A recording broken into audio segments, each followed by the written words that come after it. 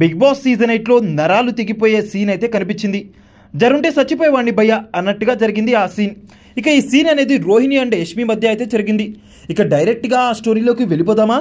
Big boss ఇచ్చిన entertainment టాస్క్లో పెళ్లి కూతురుగా రోహిణి, పెళ్లి కూతురు చెల్లెలుగా యష్మి, పెళ్లి కొడుకుగా గౌతమ్ వారి యొక్క రోల్స్ని ప్లే చేస్తూ ఉంటారు.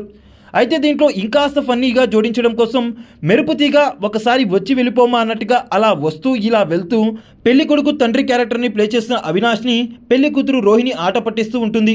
ఇక పెళ్లి కూతురు తండ్రి టేస్టీ తేజ మందలించి రూమ్లో కూర్చోబెట్టడంతో అక్కడి నుంచి పెళ్లి కొడుక్కి సైట్ వేస్తూ ఉంటుంది. అక్కడికి వచ్చిన వెడ్డింగ్ ప్లానర్ నిఖిల్ని చూసి యష్మి ఆ నల్ల చొక్కా వాడిని చూడు భలే ఉన్నాడు కదా అంటూ ఉంటుంది రోహిణి. తీరా చూస్తే ఆ నల్ల చొక్కా వేసుకుంది నిఖిల్. ఇక అక్క రోహిణి దారి మళ్లించడం కోసం బావ కూడా చాలా బాగుంటారక్క అంటూ గౌతమ్ వైపు చూపిస్తూ ఉంటుంది.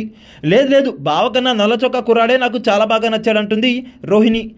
అలా అనకూడదక్క, నీకు బావతో ఆల్రెడీ ఎంగేజ్మెంట్ అయిపోయింది, ఇంకా సేపట్లో పెళ్లి కూడా జరగబోతుంది అంటుంది యష్మి.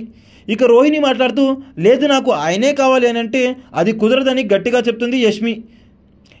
ఎందుకు నువ్వేమైనా మనసు పడ్డావా అంటే అవును అంటూ తల ఊపుతుంది యష్మి.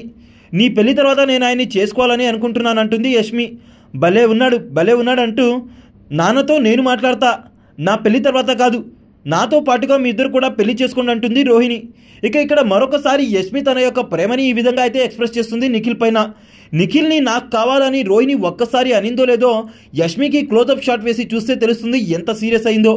మరి ఇంత ప్రేమ పెట్టుకున్న యష్మికి లాస్ట్కి ప్రేమ దొరుకుతుందో లేక పెయిన్ దొరుకుతుందో చూడాలి మరి. ఇక దీని గురించి ఫుల్గా చూసుకోవాలంటే ఇవాల్టి ఎపిసోడ్ వచ్చే వరకు వెయిట్ చేయాల్సిందే బిగ్ బాస్ హౌస్లో. ఇక దీనిపై మీ అభిప్రాయం ఏంటో కామెంట్ చేసేయండి.